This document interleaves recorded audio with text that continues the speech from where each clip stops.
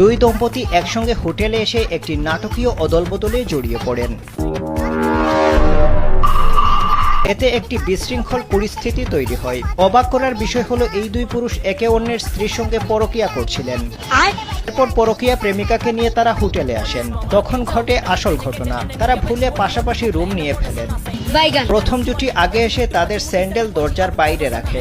যখন দ্বিতীয় জুটি আসে তখন এই জুটির পুরুষ পাশের রুমের বাইরে পরিচিত স্যান্ডেল দেখে সন্দেহ করেন। তখন তিনি দরজায় নক করেন এবং অন্য একজন পুরুষ দরজা খুলে দিলে তার সন্দেহ আরও বেড়ে যায়। এরপর ঘটনাটি একটি অপ্রত্যাশিত মোড় নেয়, যখন পরে আসা পুরুষ বুঝতে পারেন যে অন্য পুরুষের সঙ্গে থাকা তরুণী তার স্ত্রী।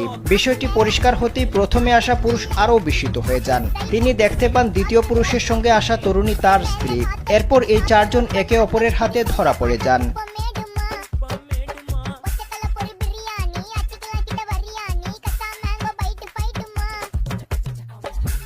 ये सब